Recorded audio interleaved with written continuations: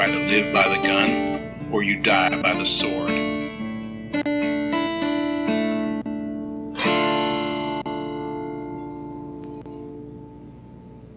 If I could whistle, you would know exactly what we're doing today if you haven't guessed it from our episode on Lady Snowblood.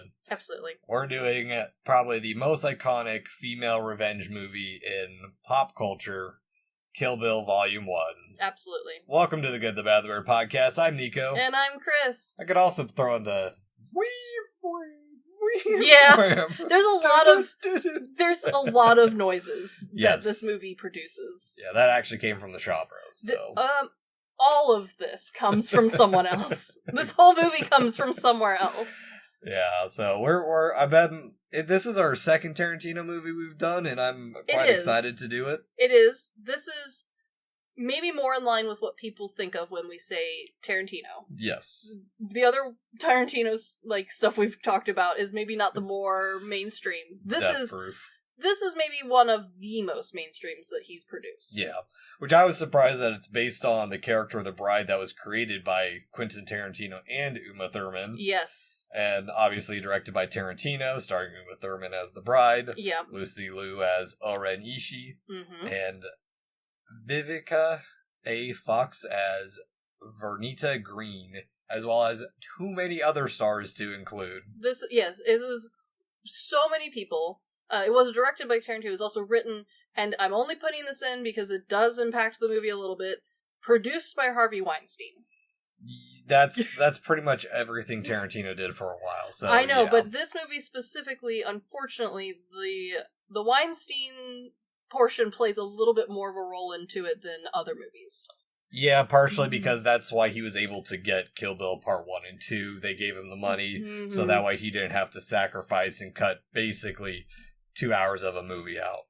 That, and what we'll talk about later, there is a bit of a lawsuit that happened with this movie and Uma Thurman, and Harvey Weinstein unfortunately plays a rather large role. Alright. But our main source for today's episode includes the making of Kill Bill. That's the only thing I had time to go through for this one. And I did not go through any other videos of, here's every single thing referenced in this movie, because I do not have the patience for that. I did look up the big ones for the references, because when we say reference, this movie is a Frankenstein movie put together by the parts and love of other 70s martial art films, exploitation films, animes, just anything Tarantino liked and claimed to have watched growing up. This movie has some aspect to it, so I did do quite a bit of looking into where certain key, very recognizable elements came from. Mm-hmm. But yeah, literally every second of this film is drenched in some form of other movie or pop culture moment.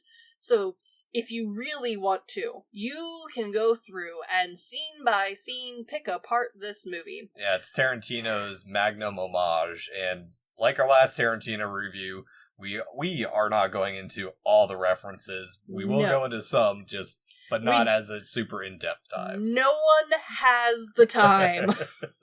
Yeah, but before we do begin, to no one's surprise, Kill Bill was heavily inspired by Lady Snowblood. So, shocker. But what I was surprised is that the idea for Kill Bill happened during the filming of Pulp Fiction, when Tarantino and Thurman thought of the bride character and would talk about her between sets. But it didn't turn into Kill Bill immediately. Tarantino went on to do Jackie Brown. Of course. And then started his war movie that would eventually become Inglourious Basterds. Yeah. Before even returning to this idea of Kill Bill. And Uma Thurman played more of an inspiration than originally thought. When he was starting to write this, Uma Thurman became pregnant. That pregnancy changed how he wrote The Bride.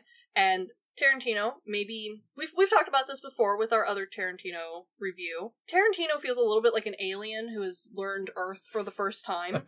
And he famously talks about in an interview how he was kind of surprised that the child was still there after I think it was a year after the kid was born. Him and Uma Thurman started working again, and specifically towards this movie. And he was like, "Oh my gosh, the kid's still here." And she was like, "Yeah, where would it go?" That's my oh shit moment when our friend's kid started learning to talk and they learned my name. Yeah, he had a similar experience, but his influenced how the bride character, especially the second movie, we're not getting into today, but like that's kind of like a lot of that influence happened because of that. And a lot of people will be potentially a little surprised to learn that Uma Thurman and Tarantino did work together a lot on this. Because if you were a pop culture-y person, especially when this movie came out, which is 2003, so early 2000s, 2010s, especially after this movie came out, it was very publicly stated, Uma Thurman being a huge name in, like, pop culture at the time. Mm-hmm. She was incredibly vocal about her disdain for Tarantino. Oh. She and him did not get along by the end of Kill Bill Volume 2. Since we're not covering Kill Bill Volume 2. I mean, we will be. We will be, but to very quickly, like, sum it up, a lot of people are shocked to learn that they worked so heavily together, despite her being in a bunch of his other films, her being so vocal about her distaste with Tarantino. Tarantino or Weinstein? Tarantino. Oh, okay. Granted, also the Weinstein case came out. She was incredibly vocal about that as well, with her experiences there. We'll get into more to that when we cover Kill Bill Volume 2. Okay. But a lot of people were surprised to learn that even the first one, her creative portion was much bigger than people thought. Because these movies came out so close together. She was very vocal after the second one about her disdain for Tarantino and her treatment on set, and how she felt about him as a person, how she felt she had been treated on set by him. And so a lot of people were surprised that, especially Kill Bill Volume 1, has so much Uma Thurman's input, not just in the bride character, but she would regularly, like, halfway through filming, be like, hey, just real quick, what if we did this? Because honestly, it sounded like, when this started, her and him were on a very similar, like, train of thought with, like, what type of movie they wanted to make. Yeah, and Tarantino is very controlling, as we know, where he's been vocal on other interviews of, if he's paying you to read his dialogue, he's not very open to you changing it. Which is why, honestly, I was surprised to learn that the two of them worked very closely on the creation of this movie. Mm-hmm. Not just, like, her acting in it, but her being a creative, like, reference for him.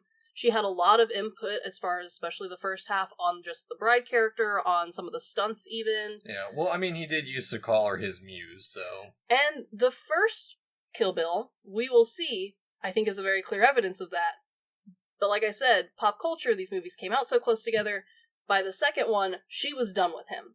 Yeah. And so I was kind of surprised to read about it, because while Tarantino has talked fondly about her, she has not talked fondly of him. Interesting. Well, a little bit of trivia from my side that I thought was interesting, and I didn't know where I could put it in the outline. Understandable. This film was mostly shot in a Beijing film studio built by Mao's wife for propaganda movies. That does explain some of the characters.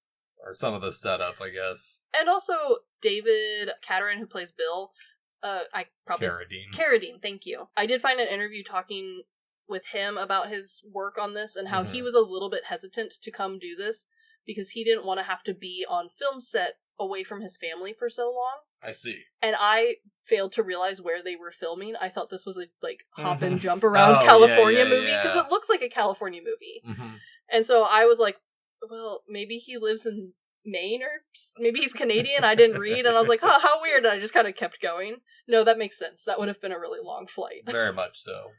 So, Chris, before we dive into Kill Bill Volume 1, what are we drinking today? We have a delightful strawberry sour, lovingly named Salty Lady. Strawberry Salty Lady for a very salty lady. Out of a Texas brewery. Yeah. How perfect. Cheers. Cheers. That is surprisingly good. Very good. So, Kill Bill Volume 1.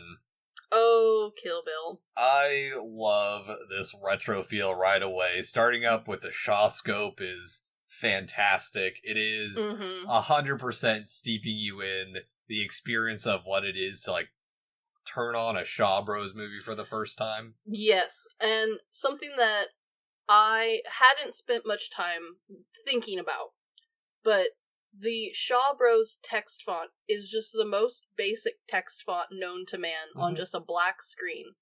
And when you realize how much money this movie made, the text font feels so cheap, but it's kind of perfect. Yeah, I mean, I don't know 100% about the Shaw Bros Studios or how It just fits in the style Yeah. of a low-budget, like, quick put-together kung fu movie. The later, the mid to later, because the Shaw Bros did start off as more drama, which Exactly. I found interesting that originally, like, before the Kung Fu Revolution, it was a lot of period and drama pieces, and women were the stars and the big leads, not men. Very interesting. What a shift. Mm-hmm. Very much so, but that's a whole other topic. But I do, not only do I like that this movie has you steeped in the classic martial arts movies right away. Instantly. That opening line, "Do you find me sadistic?" is a great way to start the dynamic and the mysteries of the currently faceless Bill. Yes. It sets up that something fucked up has just happened, and it's leaving you hanging with the mystery of why would Bill kill her? True. And why doesn't he know that it's her baby? This is a big intro that's just like so simply done and perfectly executed, and especially when he does shoot her in the head and it transitions into Bang Bang, that song fits so well against what we just saw as the opening of this movie. I love the music in this movie. Yeah. Fun fact, first movie where this song was not made for Kill Bill, but Tarantino uses original scores by RZA from the Wu-Tang Clan, who, as we know, is a fan of the martial arts movies, and met during a promotion of Iron Monkey where they hit it off, and so that's like, hey, you kind of want to do this for me? Yeah, music in general, there is a little teeny tiny bit of original works. RZA, I believe, is the main contributor to the original works for this. For this one. For this Volume 2 will shift a little bit. Yes. There is an interesting amount of what sounds like flamenco and salsa music in this. It's not truly, though. It's all Japanese based, but it's based off of that. It's a beautiful tie. Yeah, the flamenco style music comes into Volume 2 when Robert Rodriguez enters the picture again. It is definitely the heaviest there. Yes. And then just the classic song choices, again, feel so Kill Bill. At this point, everyone just knows them as the Kill Bill songs. But all of them are from somewhere else. Oh, I'll get into that. It's not just the music, but it's all the references that... Oh my god. That while this movie, as you correctly said, is a Frankenstein of a movie... It sure is. ...works so well together in, like, why it's such a unique piece. But I also like that while we have that bang bang going on, it's into the dead silhouette of the bride, or what we think is the dead silhouette. True. And interesting. And all that stuff that we happen, this is why, like, the mystery is so interesting, because he takes the out-of-orderness that Lady Snowblood had. Yes. And gives it more of a style and more of a, hey, we're going to tell you the mystery, not give you what's exactly going on. Spoon feed you the little bits here and there that you need, because we go from that to bright and colorful suburbia, which is a huge shift. A huge shift. And this does not tell us what order any of this happened. The opening scene, did that happen after this? Or is this later on? Or, like, we don't know to begin with until just a little bit later. But the hanging, the questioning happens with every one of these chapters. This first one starts off, like you said, with we're not really sure where in the timeline this piece of information sits. Later on, we're going to use a bunch of, like, will we succeed? Won't we succeed? Who is Bill? Where is Bill? Sort of, like, each chapter has a question that it's trying to answer. Yes, this movie, as Tarantino explained it, the first volume is the questions. Yes. Volume 2 is the answers. Which, very cleverly done. Very much so. And even then, like, even if you don't know the Shaw Bros reference with the danger siren going off when she meets... Well, a lot of people didn't. Yeah, I mean, I didn't know this until, like, I watched the first Shaw Bros volume from Shout Factory. Oh, or not sure. Shout Factory, Arrow. Yeah. And, like, but it is a good pause to clarify that there's danger that's about to happen. You don't even need to know the reference that it's like, okay, there's a siren going off, and the back and forth of zooming in on their faces, just like, okay, a little bit good, the bad, the weird, and the ugly, but it's like... But that was part of it, for sure. Exactly. You're not just taking one reference, you're layering the references on each other to make something interesting and unique.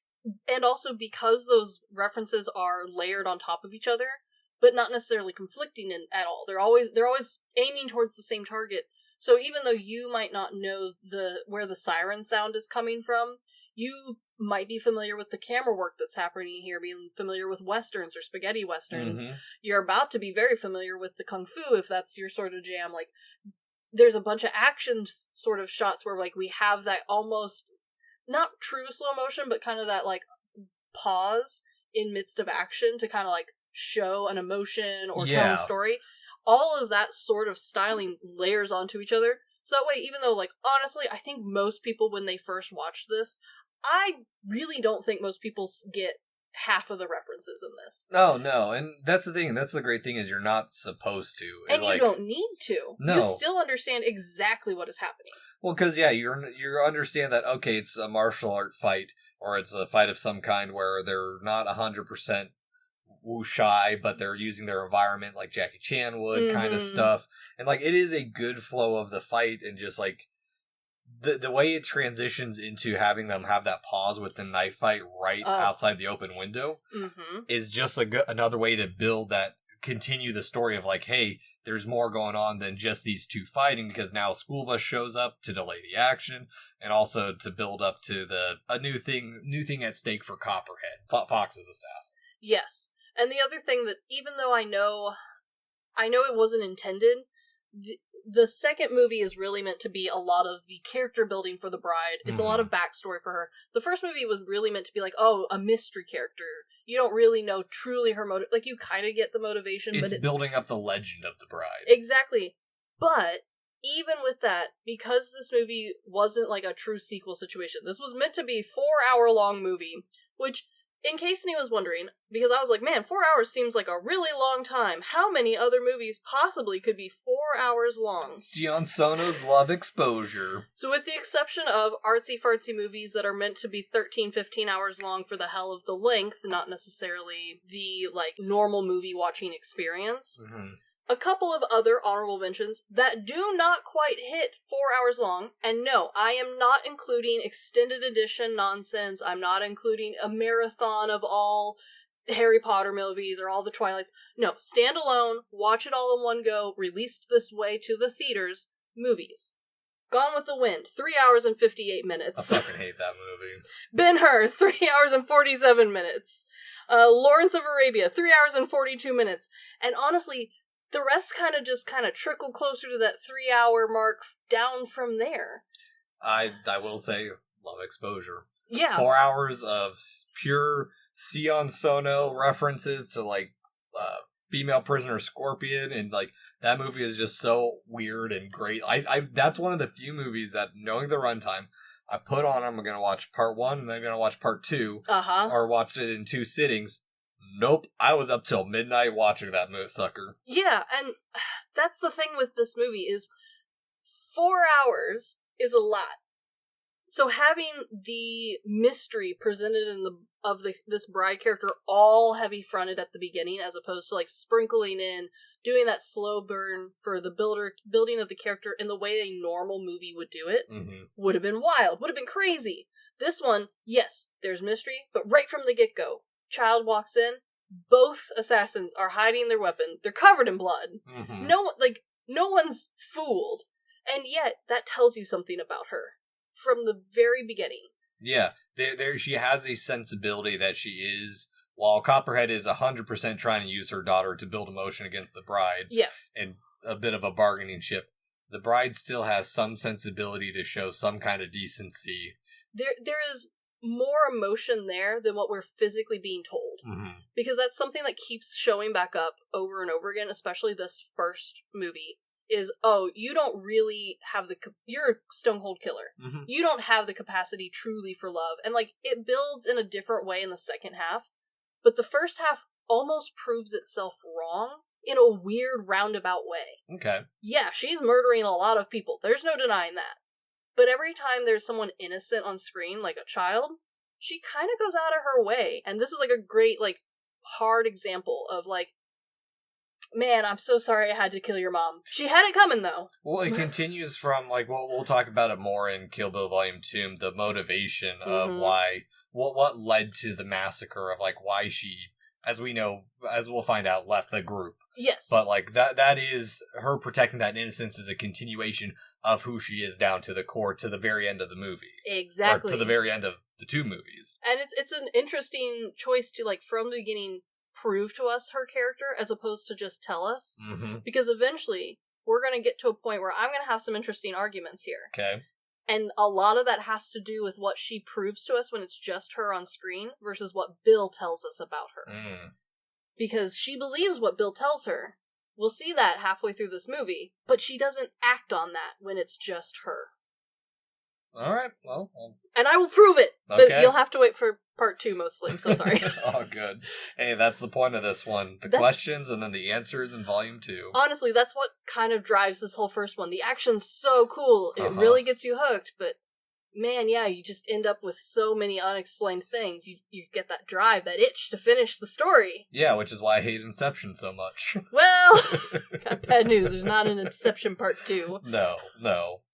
But I do think it's kind of funny, this shift from the violence that we saw in the first 2 scenes to just a very casual conversation. Yeah. But there is a little detail I really like where Copperhead doesn't fully close the door, almost like, hey, here's your chance to leave, but when the bride closes the door, it's like, no, this isn't going to end well for one of them. Exactly. And that's the thing, too, like, while they build up these characters of Copperhead and Black Mamba, which I do think it's funny, Copperhead's like, I should have been named Black Mamba. It's a little on the nose, yeah. Very much so, but in the little dialogue they have with knowing her coffee order shows familiarity, but some compassion for the bride in the guise of rationality. And it's just like, sure, okay, well, you're trying to rationalize this in something that doesn't need it. And that's the thing, is like, the dialogue about revenge and not make it even is that's the great thing about a revenge movie, is the revenge movie is never even. Like you brought up, is that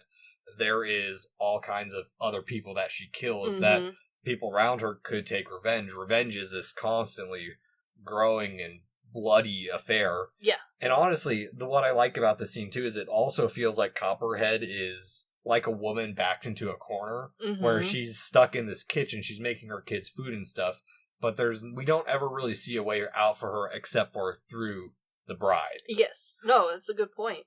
And also on her casting, this is one thing I appreciate about Tarantino, bringing people he just likes that were brought into the forefront, like in Pulp Fiction, what he did with John Travolta and revitalized his career. Yeah. Fox, he's like, I haven't seen her on screen since Independence Day, so she's good. Let's bring her back. Yeah. Honestly, the only cast that I could find Tarantino talking about having to potentially switch up who was playing it was David, playing Bill's character. Partially because a different actor was originally considered. And then he realized, oh no, once part 2 started rolling, he's like, oh, there's going to be more action that this character has to do. It's not just going to be like a cool cowboy sort of thing, which could have gotten away with in part 1. You know, it's not a whole lot of action for Bill's character. You just kind of get that almost man behind the curtain sort of scenario. Oh yeah, no, that's 100% what he is. He's what is it, Dr. No? Yeah. Yeah. Or no, not Dr. No. Whichever James Bond villain is the one that you don't see his face for a long time with the cat. He's Charlie from Charlie's Angels. Yeah. Yeah, that's exactly what he is. And for the first movie, when hearing Tarantino talk about how, oh, I had this other actor in mind because, you know, the character was going to be more of this, like, stone cold, very southern bad guy coming in off the west, lone sort of guy. And I was like, okay, I can see it. I had forgotten while watching that interview about part 2 and how much action Bill actually is involved in. And so when writing it, he was like, oh, no, actually, I've written this character different than I thought. Had to rework who it was. Like we said, David wasn't, like, thrilled with the idea of being in a faraway country for filming, but couldn't say no.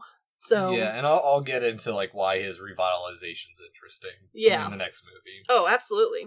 But also the way Tarantino uses the set of the kitchen with the pass-through kind of working as like the line in the sand that's not officially like drawn. There's a lot of nice implied imagery in especially this movie. There's a lot of misdirects as well with like the tension with the jolt of her expecting something to happen, the silverware drawer, but nothing in it.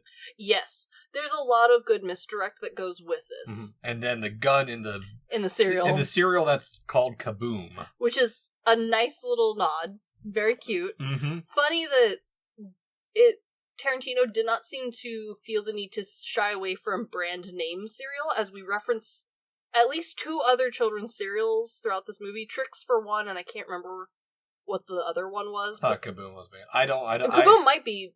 We didn't have it. Kaboom's made up. I believe Kaboom's made up. Trix for kids is 100% real. So I love that Tarantino isn't too focused on a consistency in the quote-unquote world building of Kill Bill. It's just all about getting the right gag and the right misdirection in, no matter what the cost. So cereal being named Kaboom as opposed to, like, real world cereal, which is referenced later. We know they have normal cereal in this universe.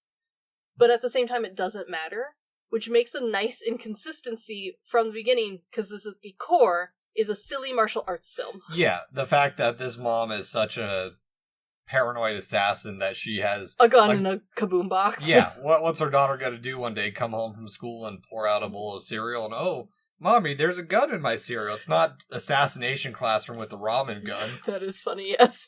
That is something that this movie very lightly, considers, is because this movie talks so much about this idea of being both a woman assassin and also a woman and a mother, and how those roles tie together in this fictional kung fu-ish style movie.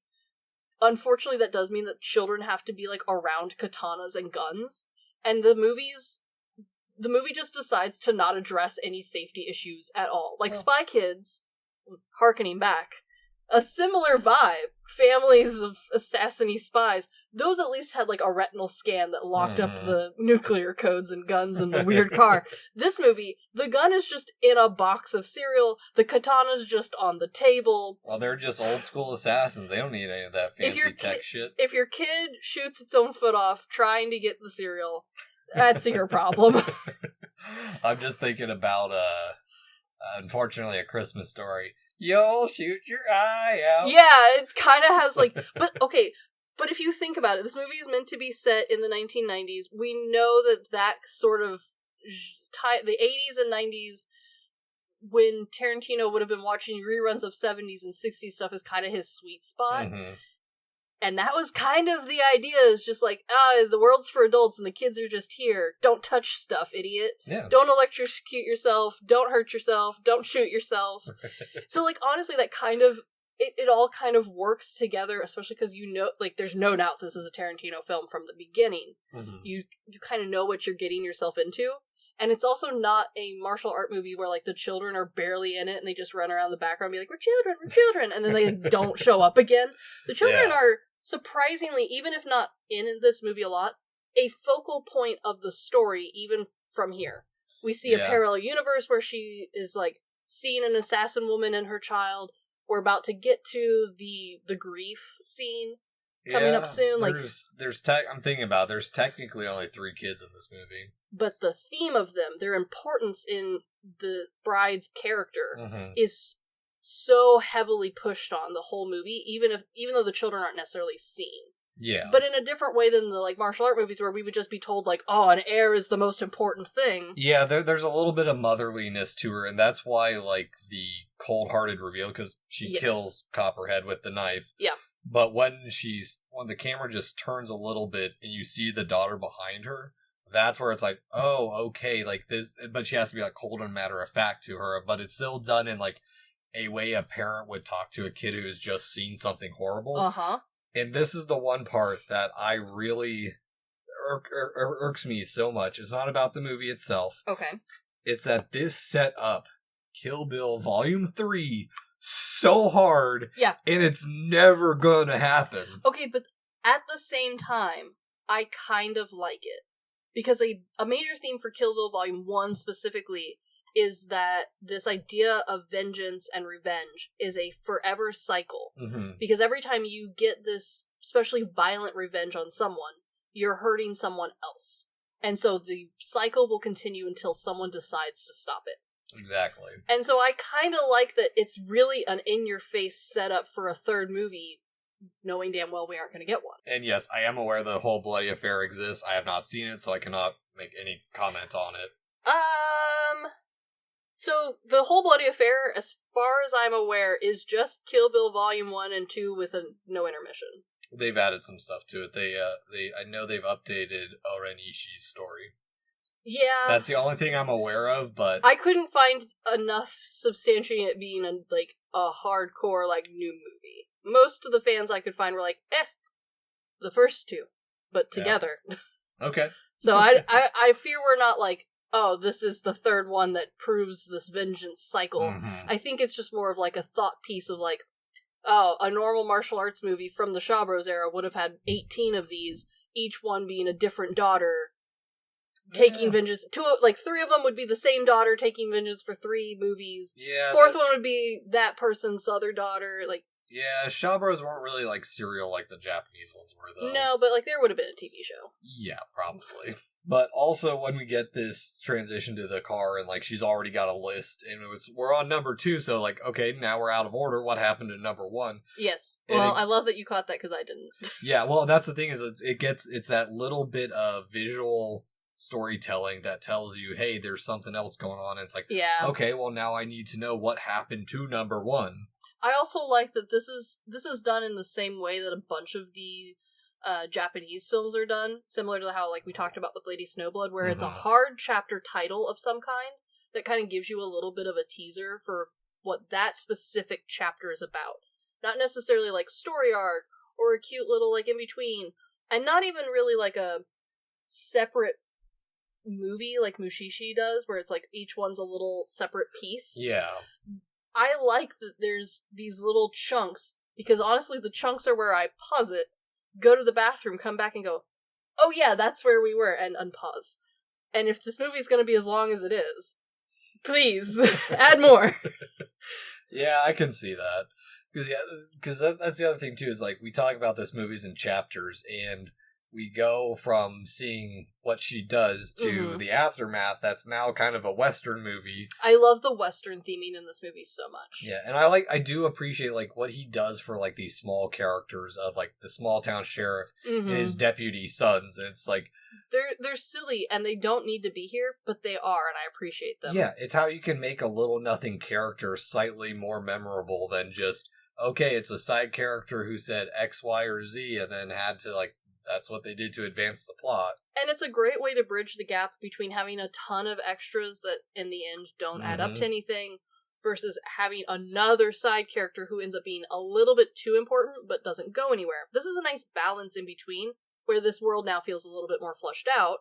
We know that there's other people other than the assassins and bad guys here. But there's not a ton of other innocents to worry about hanging around. No, and the mystery of the bride unknown, what Del Toro talks about in Pan's Labyrinth of how show the aftermath. Tarantino does that with the bride, so it even builds the mystery of okay, what did she do to deserve being this beaten up to that point? Sure. And fun little bit of crossover. This sheriff is also the same sheriff in From Dusk Till Dawn that gets killed in the opening. It is! Oh, I hadn't recognized him. Yeah. Welcome back, buddy. You have a terrible town. Well, this is before he dies, so... That's a good point. Yeah, so From Dusk Till Dawn and Kill Bill are in the same universe. I loved the idea that maybe they're the same town. This sheriff's town is the worst town. Yeah, obviously. But that's the other thing, too, with, we talk about how there's this iconography in Kill Bill, is that I feel this movie is that masterclass in, how to take a reference and change it into something more iconic, whereas, that whistle is from Twisted Nerve, a movie I probably would have never known about unless I had watched this and looked into it. And now people don't recognize it as that whistle from that movie. They recognize it as the Kill Bill whistle. And... so I was talking to one of my friends that I was like, "Hey, we're doing this movie. Oh my gosh, we haven't seen this since high school. Do you remember this movie?" And she was like, "Oh, kind of. Isn't that the one with the yellow jumpsuit? I love that jumpsuit on Uma Thurman." Did you say, "Oh, but it wasn't"? Were you thinking about Game of Death with Bruce Lee? Well, and then I was like, "Hey, yeah, no, I did." I was like, "I just learned that it was a Bruce Lee thing, and I should have known that. I'm a Bruce Lee fan." Oh, you fool! I was like, "Well, and that's the thing. I'm a Bruce Lee fan. I know the iconic movie poster. I know the movie. I've seen the movie several times.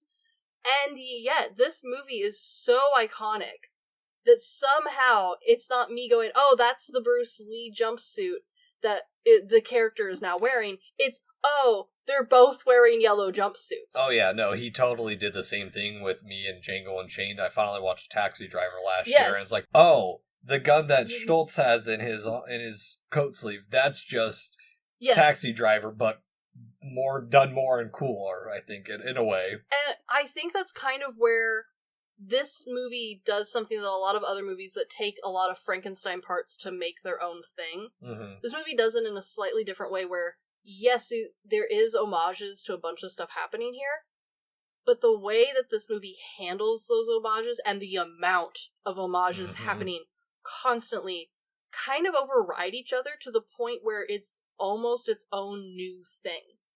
They're done in a unique way. It's being worn by someone who looks completely different than Bruce Lee. Mm-hmm. The song is being played in a different scenario than the opening title song of another show that it's coming from, sort of situation. So all of those come together to not just create a salad full of things where you can pick it out and be like, oh, this is from there, this is from there. You can if you want, but it's more like a lasagna where you're like, you know where everything is. You could technically dissect it, but it's now congealed into its own thing. Yeah, it's better where, like, a salad, you're, like, putting away the things you don't want to eat till the end, or eating those first so the rest of the salad's good. This one, you want the whole lasagna. And they're so intertwined. All of these references are happening on top of each other so quickly. Mm-hmm. Like, we're not talking about some of the stuff that's happening in the background. We're not going to get to half of the stuff that's in props. We're not going to get to all of the different outfits that are in this movie. We're not even going to get to all the background and side characters in this movie. Mm-hmm. There's so much happening constantly in this film, and it's all references to something else. That none of it is, like, referencing the same movie at the same time either. Yeah. So it just really blends together in this really nice, mushy consistency to create a movie that is now incredibly recognizable. Mm-hmm. Very much so. It's that taking inspiration and making it your own. Oh, yeah.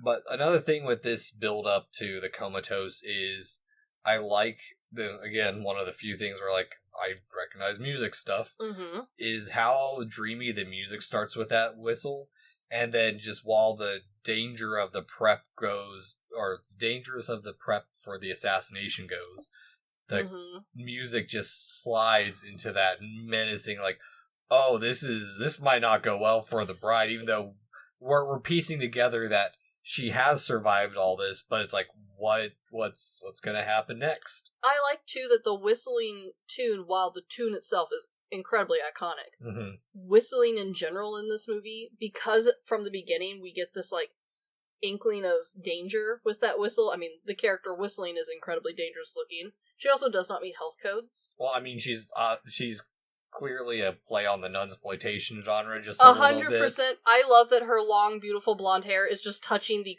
supposedly sterile tray with medication already on it, just, like, getting all up in there. She's going to go kill someone. Who gives a fuck if it's sterile? I just love that she took the time to dress up as a sexy nurse to then kill her ex-friend. She's gotta fit in somehow. She doesn't fit in at all. Especially because she is dressed up in what is clearly, like, a nurse's costume that's sexy, but based off of, like, World War II British, like, outfit.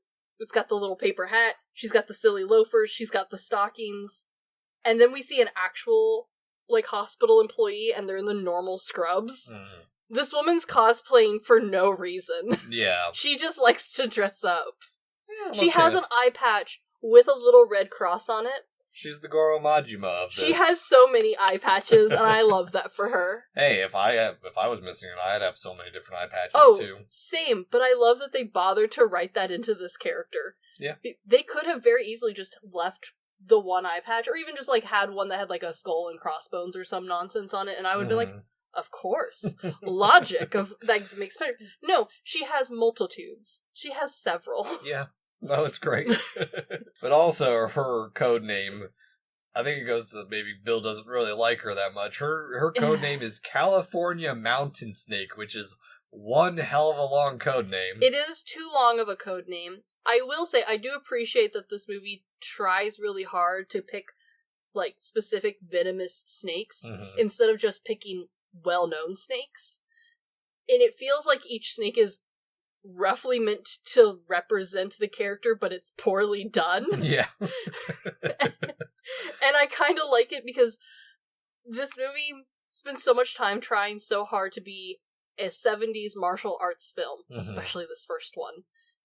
Having code names like Bunch of Snakes is so Charlie's Angels bullshit, and it's clear that that's the reference he doesn't think is as cool. Yeah. Because he put so much more work in the stupid Japanese and kung fu stylings. Yeah.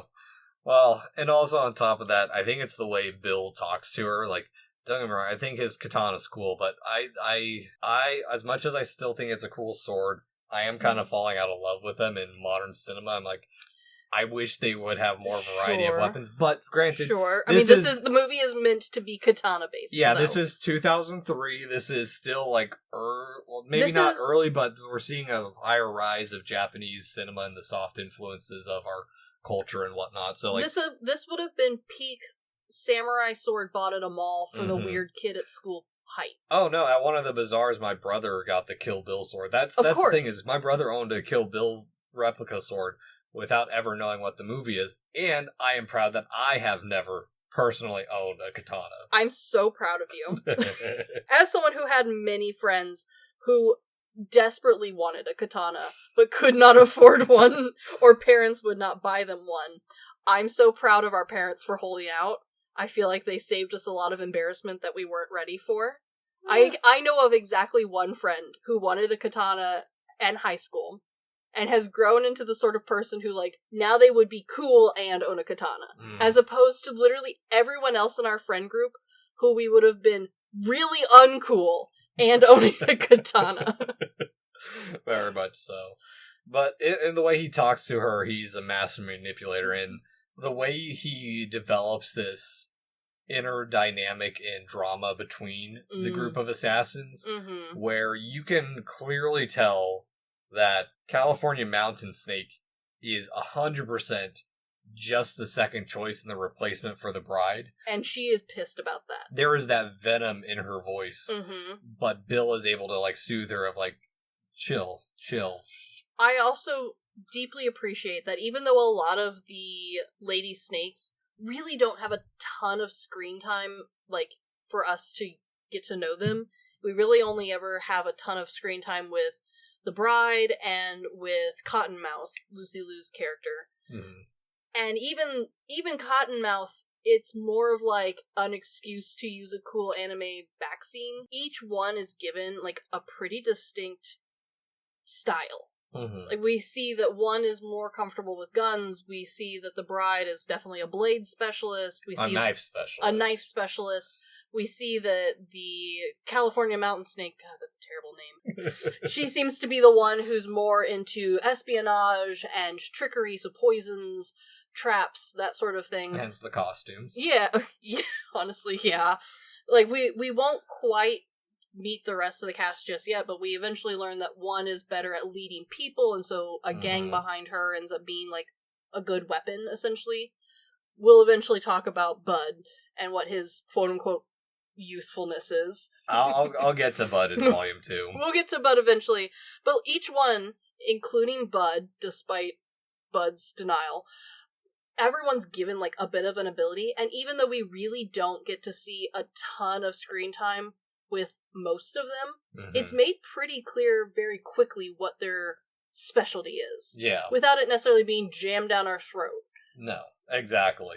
And it's again just back to the little things that he does with, like, especially when the bride wakes up, that it's a small mosquito that wakes her, and the way Uma Thurman acts in the scene with the shock and loss is so well done, especially with how cold and sterile this hospital is. Yes. It's a little bit opposite of its source inspiration, where Lady Snowblood, at least initially when we find out about, when we see the opening scene, is so cold and sterile, but there's not really any emotion to it. This is the exact opposite of her waking up and realizing she's lost her child, so also reversing the roles of Lady Snowblood. Yes, 100%. And I think this is where a lot of Uma Thurman's input was really important here. Her having just come back from having a child, that impact that clearly changed how Tarantino saw pregnancy and children, and then having one afterwards, the attachment. I don't think that had quite sunk in until this point. Yeah. But I think this is part of where, when she talks about her being a sounding board and having a bunch of ideas and inspiration and input into this movie, I think the first movie really does showcase how this was much more of a combined effort between the two of them than most of other Tarantino's films, where, like you said, he's usually known for being very much in command. You say the lines I've already written. I'm not really part of the dialogue here. Well, and this is also a change up in his style, because so many of his, or the only 3 movies he did before this were so dialogue heavy. Yeah, my God.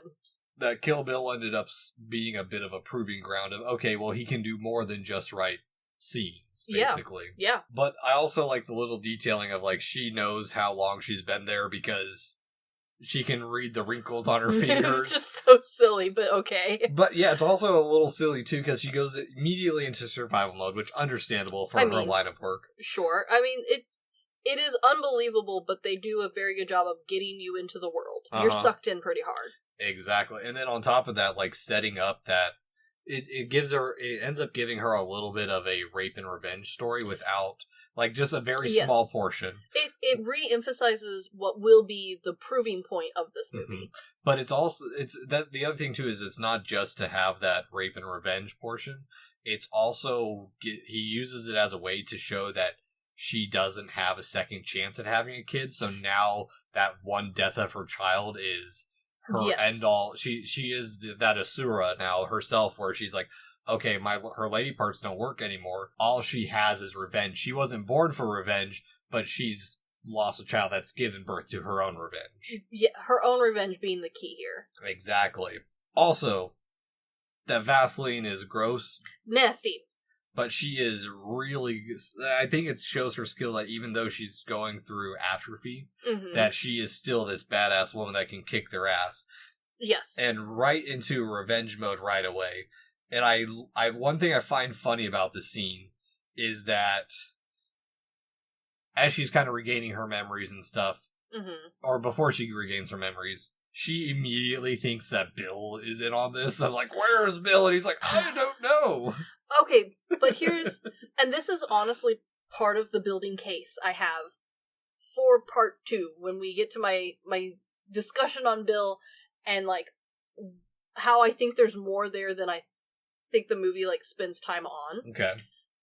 She immediately assumes that Bill has sent this guy to be terrible to her. Yeah. Bill hasn't sent anyone to get her back, to, like, bring her back. Hasn't sent anyone to even give her a new mission. Bill himself isn't, like, this isn't a check-in. This is a terrible person doing terrible stuff, and she assumes Bill sent him. I like that gymnastics of, like, she does end up remembering his name, but, like, Bill sending Buck to fuck. This is terrible, but yes. Yeah, no, I mean, he does a good job of writing trashy characters, too. Yes, and I appreciate that the trashy characters are lightly sprinkled in as opposed to heavily the main part of the movie, because while those are fun, we see how maybe it's a bit much at times. Oh, very much so. But, yeah, no, I mean, it's a good way to, like, build, like, okay, setting her on her path for revenge. And also giving us a start point for that revenge. Because even though we know Bill shot her, we also know that she's supposed to be a terrible person. We see her killing a bunch of people. So as an audience member, it is hard to be like, oh, obviously Bill needs to die, he shot her. That justification isn't quite enough. This justification, this revenge, now starts playing all in. This is where the audience feels the same, like, roller coaster ride that she's about to take us on. We're now excited for it. It's no longer like a, why are we murdering this random mother in a suburban home? Very much so. Yeah, and I mean, even then, like, while he's building up these serious moments, he gives you that reprieve to laugh and have fun with, like, the 70s style music reveal to the Pussy Wagon. Oh, the Pussy Wagon is so stupid. Even the license plate is Pussy Wagon. It's so... He has a keychain that matches his vehicle. This man's dedicated. This is stupid. His name is Buck, and he likes to fuck. He has it tattooed on his knuckles. Which... and he carries around a disgusting tub of Vaseline in his pocket. Now that you've said that, I didn't catch that. That's an obvious nod to Night of the Hunter with yes, it is. Good and Evil. Yeah, 100%. Buck and fuck. Yeah, this man's so dumb. And... and that's the thing. But this stupid humor does still kind of work. Because again, we've introduced more 70s aspect to kind of re-bring back in the martial art movies that we're about to like dive headfirst into. Mm-hmm.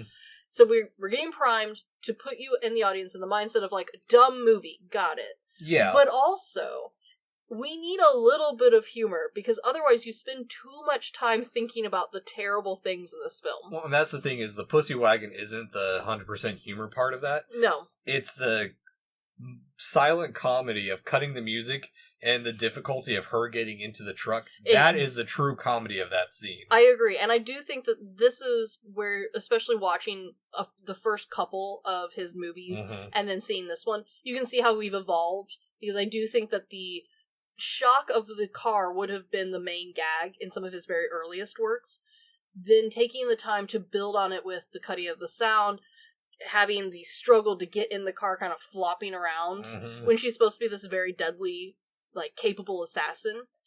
And then we get to the scene that caused many a fan to pause and question. Yeah, it's become a little bit soured learning about Tarantino more, is that when I first saw this, not knowing he had a foot fetish, mm-hmm. I'm like, okay, it's a powerful moment of her forcing her body into submission of wiggle your big toe. And I still think it is. It does. It still is. It's just... So here's the thing. This isn't the movie that everyone was like, oh my gosh, look at the feet. Yeah, it's not Death Proof where your husband's like, how many feet shots do you need in this movie? So... we have to remember that this movie was part of a long line of Tarantino films. So now at this point, just about... long line of 3. But here's the thing. All 3 of them had feet pics. And, by this point, all 3 of them, 2 of them, were Uma Thurman's feet. I don't think there's feet in Reservoir Dogs. Reservoir Dogs might be the only one without feet. Pulp Fiction, Uma Thurman's feet.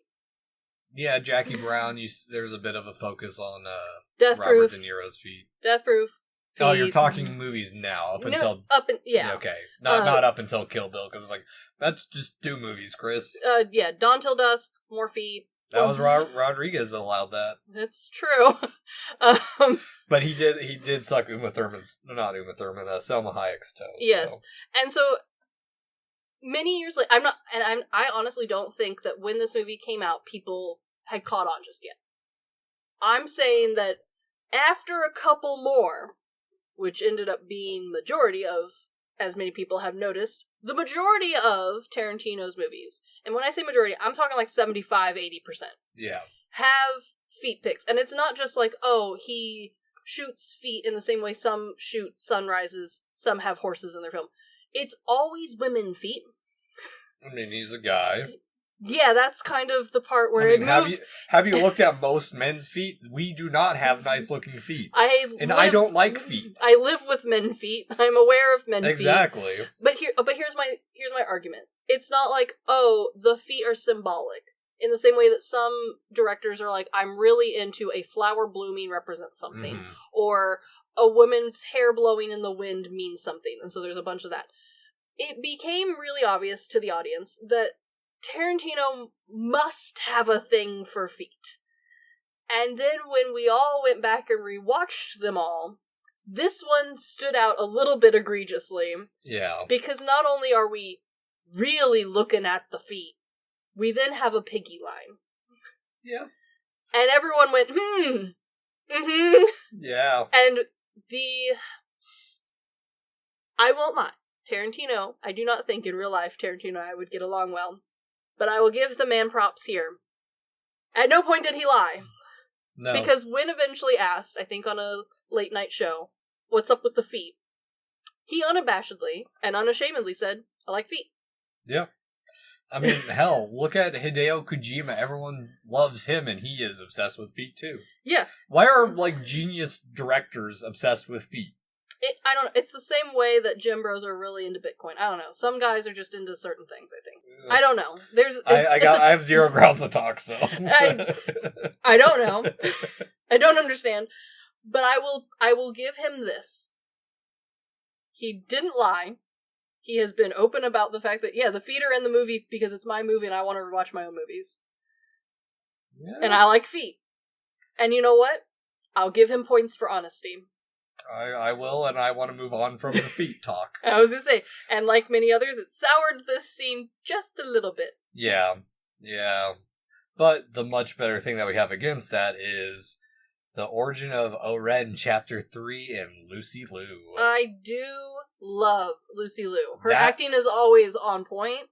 This character is phenomenal. That photo of her in all black is just peak assassin look. Like, it is such badass womanry. Her entire character in this movie is so cool. Oh, yeah. Well, and here's the thing that I find interesting about, like, we talk about the evolution of Kill Bill through writing and talking with people, is that O-Ren originally wasn't planned to be American at all, and that he was just going to be like, oh, it's Japanese Yakuza, we'll leave it at that. And then he saw Lucy Liu, and he's like, okay, this has to be an American. Yes. Yeah. Which ended up being the best choice. Yeah, which is also an odd choice in this movie, too, to transition to the animation style, which I understand is from an Indian movie that I forgot to write the name down on. Yes, and also based off the Indian movie heavily, but also Tarantino says that a lot of it also came from, like, this movie was all of the stuff he watched growing up mushed together, and one of those things were anime. Yeah. I appreciate that he did manage to get a production studio that has a very specific style, because it adds to the same layering that we've done throughout the rest of this movie, where it has a specific look, and thus it is a reference to all this other stuff. So the animation portion is all done by Production IG. You best know them for doing Ghost in the Shell and Blood the Last Vampire, for sure. And specifically, Kazuto Nakazawa. Mm-hmm. So, he ended up working on Samurai Champloo, so you see some other influences come from Kill Bill into the rest of the animated world. Oh, absolutely. But I also think it's odd that she's the only assassin outside of the bride that we really even get a backstory on. Yeah, an interesting choice. Well, and here's the thing is, I think the reason we have her backstory, because of the other ones, it's like, okay, she's fighting some other badasses. Mm-hmm. Because she is the final boss of this movie, it's to build up her badassery and overcoming her own trauma as well. Sure. But it's also a way that, one, we also get another mini revenge story from O-Ren in it. Of course. But it's a way to build up this character that she has to fight. We've seen her take out one assassin relatively quickly. This one is building up to be an even harder target, and to do that, you have to give them a little bit of a backstory of or a better reason of why they're a badass and not some suburban house mom. No, I completely agree. I also think that this first movie, while the majority of the backstory on the bride character is all in the second movie, there is hints of it, like we talked about with how she censors herself around children or innocent people. There is also a bit of a parallel happening with the two female assassins that we spend the most time with here. Mm-hmm. One kind of showing off a life that she wanted, and one showing off a life she could have had if she kept going. Yes.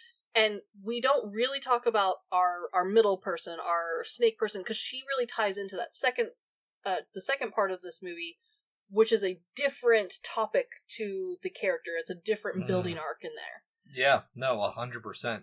I'm glad you brought that up, because those are some things that I didn't really pick up on. I was more focused on the action and all the references and whatnot. The action is also really cool, and I won't lie, I do think that, honestly, a big part of the reason this character gets so much screen time is because Tarantino was not shy about talking about the fact that he wanted to make a kung fu action movie similar to what he grew up watching, and the best way to make a Yakuza film is to just make a Yakuza film. Mm-hmm.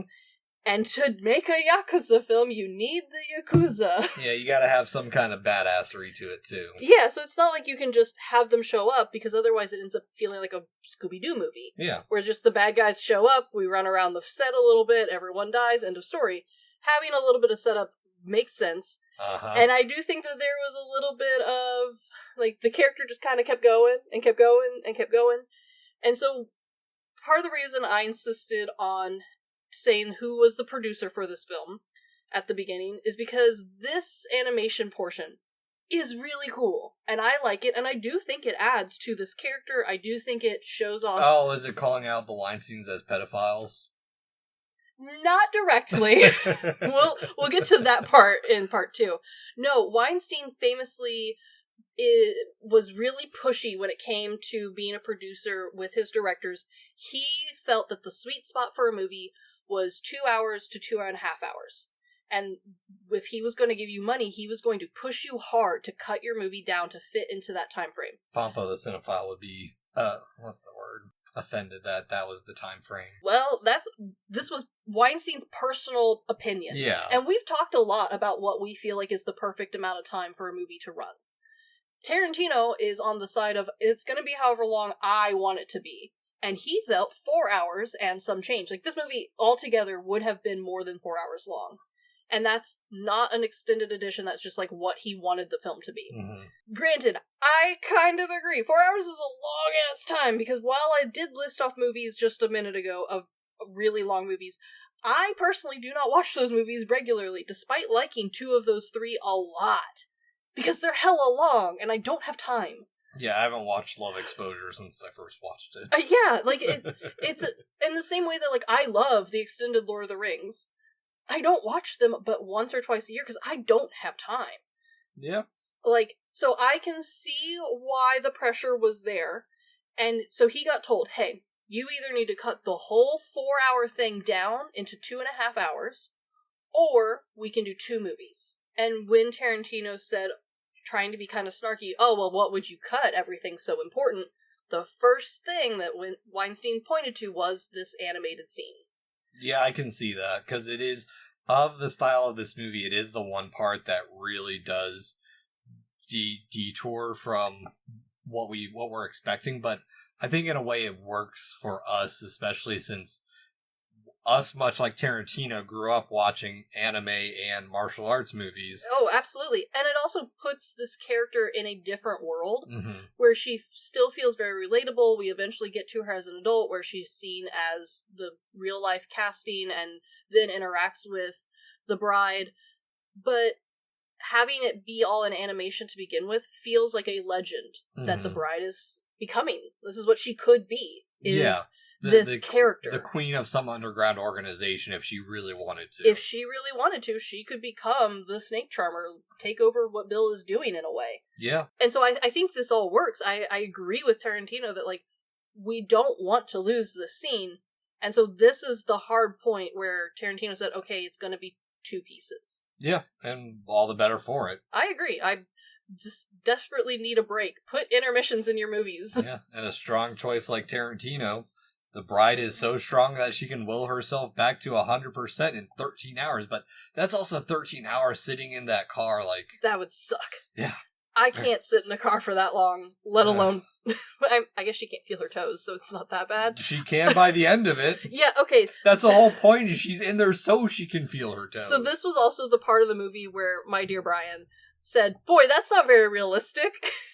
Oh, and the rest of the movie is Brian? That's what I had to be like, my love, my darling. I do not regret making you watch 1 Hour Photo now. He loved it, by the way. He did, except for the Neon Genesis Evangelion part from nowhere. Yeah, he doesn't...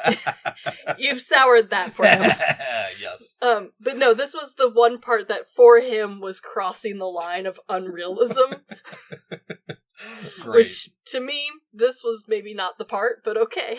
But I do like how even after that, we're still building up the mystery of the world and, like, the lore of the... That's the other thing, it's too. It's the lore. It's not just the lore of the bride, but it's also the lore of the world. Like, that one-way ticket to Okinawa in... I know he's not the main character, but he's one of my favorite characters in the movie. He's so cool. I love Sonny Chiba in this movie. I do, too. He is... And I also love the fact that Tarantino cast him just because he wanted to work with him. Honestly, a decent reason. But also, it's a continuation of some of the other roles that Chiba was in. He was in a TV series called Kage no Gundam, which he played different every season. He wasn't the same character. He was some iteration of Hattori Hanzo, and so this is his homage to the Japanese serial TV shows of this is the next incarnation of Hattori Hanzo. Okay, and I'm glad you said world building too, because that's the thing. That's what makes, I think, Kill Bill more interesting than honestly a lot of the movies that this movie's pulling from reference wise. Those movies do a great job of having cool action scenes, interesting music choices, cool characters, or iconic costumes. But a lot of them really kind of fall flat especially the martial arts ones, when it comes to the world building element, because it's so focused on the martial art portion that it's like a stage production. There's nothing else in the world that like revolves around this underground or unrealistic martial arts style. No one else is flying through the air. The standard merchant can't do this. Yeah, it's usually a small community against a larger oppressive force. I mean, that just also continues from the transition that wuxia movies took in the 60s and 70s, so... Oh, absolutely. I love that this movie spins the extra effort of being like, no, it's not like China or Japan or these magical places where people suddenly have superpowers. This whole world is built around assassins. We see that with the Texas scenes. We see that with her going to Japan and like buying a sword from a sword maker that specializes in this unrealistic steel. We see a continuation of this in like the John Wick movies, where it's not just about building up the lore of John Wick, it's about building up the world that he lives in, where it's as ridiculous as his world of assassins is cool as hell. No, and that's why those movies honestly are more interesting to me than some others that are similar in the action style. Because it means that this whole world, the reason that this crazy assassin group can exist, is because the rest of this world is also kind of wacky. Yeah, it's like when you really get into like Ichi the Killer. Exactly. Whereas like there are a bunch of normal people around it. But there's also a ton of like in between crazy people. Exactly. Yeah, exactly. There's a level to it. Well, and that's the thing we see with Chiba's character and his assistant. I love his assistant. I love that Chiba is trying, and Hanzo. Yes. Which also, I don't know, that's a different movie series. But he hides his assholeness in Japanese, but he slips and says it in English. And then just, his assistant is so great too, so judgmental. This is such a fun little sequence, because this is so fun compared to the next scene with them where there's a whole ceremony handing over the perfect sword. Yeah. Everyone has to wear white, like it feels so traditional. Yeah. And yet we know that none of them are actually that thing. They're all like playing a part. And it's like that line where he says, he says part of it in Japanese of, I'm not bald, I just shaved my head. And then to her in English, do you understand? And then that's the thing that's funny is there is a legitimacy between the three of them with who's actually speaking Japanese, who can actually understand Japanese, and how all of them are kind of bluffing about how bad or how mediocre their Japanese is. How mediocre Thurman's is. Because Chiba's Japanese, so I hope his Japanese is good. But that's kind of the running joke in this scene, is he keeps slipping into English when he doesn't mean to. Yeah. He's over-complimenting her English, which I did her Japanese, which I did look up in. Apparently her Japanese is supposed to be acceptable, but it's rough, but it works too because she says she's not good at Japanese. And yet, once we move to the next scene, we just move straight into like standard kung fu movie or martial art movie where there's subtitles. She speaks fluent enough Japanese to like pass by. Like, well, and it's a style change though. This is like a humor scene. You're not really supposed to be thinking about like her skills. Well, here's the thing: it's more so the dialogue and it shows her skill as an assassin to get someone into their comfort zone, into like sneak into be like, oh, by the way, here's why I'm here, is like there's that little bit of it's when he slips into that, and maybe it's not just slips into it. There's always this sense of all the dialogue feels like it's on the edge of the sword, like there's something dangerous potentially behind every single line of this movie, like it's some JoJo's Bizarre Adventure, that's the Stan's power. He has a sword underneath words or some shit. No, it does have that feeling, and I like that his assistant seems to be the tipping point on whether or not it's bullshit. Yeah. Because a good example in this scene is when we get towards the end of her trying to bullshit her way into getting him to admit he's a sword master, is he's like, well, what do you want to drink? She goes, oh, hot sake, or warm sake. And he goes, oh, good choice. And his assistant is like, it's 11 o'clock in the morning. Why are we drinking? Yeah, exactly. No, it's a fun bit because because he even tests her with, once he does reveal that, oh, I'm of course, Hanzo. Yeah. Oh, you like baseball, I like baseball, and you like samurai swords, like kind of that cross cultural exchange thing. Yeah. But the test is the fun part of like he throws it at her and she cuts it down. It's like, okay, yeah, it's to prove that she's worthy of a Hanzo sword. But yes. even then, it's not like she's worthy of it. I like that Bill, in a way, leads to his own downfall because he's such an asshole. He's like, oh, I'm here to kill Bill. Let me get you a sword. I will break my blood oath that I made to him if this is going to kill this bastard. I love that. Okay, and here's the other thing that while this scene does feel kind of extra and maybe a bit like fluff to pad out the movie, in reality, this really makes a lot of sense because we are now going to spend the second whole movie talking about the legend of these Hanzo swords. Well, and on top of that, it makes it special. Like, going through the whole ritual of passing on the sword to her, blessing it, cleansing it. Mm-hmm. What it does is it not only makes it feel special, but instead of, it saves it from like, oh, I need weaponry. Okay, here's your weapons, now piss off. Yes, it adds to this, like, weight. This importance of the sword. Yes, exactly. And so then when all of the rest of the assassin group is, like, drooling at the mouth for these swords, like they're, like, special Miku figures that just came out, it then makes sense, though. Someday I want that Hatsume's Squeaku one, the taxidermy mouse. So stupid. Sorry, go ahead. But the rest of the characters in this world drool over these swords. Like, they're super collectible. They're, oh my gosh, he doesn't even make those anymore. These feel like collector Pokemon cards more than swords. She seems to be the only one who's like, no, I use mine all the time. Mm-hmm. I use mine every morning. And you're like, oh, you're the next level. You're the ultimate. And so there's this legend that builds up around these swords that then makes them feel like there's reasonable to be drooling at the mouth about them. Yeah, it builds up like the Muramasa swords in Japanese. Yeah, no, exactly. Japan, yeah. But I do think it does take an interesting transition from like Hanzo's character, who's very open and be like very polite and very friendly, to when we get to the House of Blue Leaves.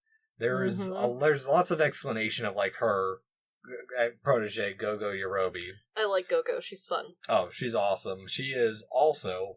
We've actually covered her in another movie before. We have? Yeah, she is the bandaged up yokai in the Great Yokai War. Oh my goodness. Yeah. Welcome back.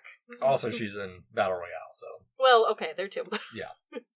But honestly, it's kind of a weird pair for this movie, too, where, like, Lucy Liu's character is very much so, in a way, she tries to embody the nationalism and like the ideal look of a Japanese woman. Like, she's wearing her kimono, she's very prim and proper looking, but they can't get away from that nationalism of like, oh, she's corrupted our family bloodline because she's half Chinese, she's half American, she's half Japanese. Yeah, like there's, but I like how she handles this. Mm-hmm. Hopping up onto the table and doing the little scurry. Very Lady Snowblood here. Oh. I'm doing the tiny little shuffle all the way to the end to just chop his head off.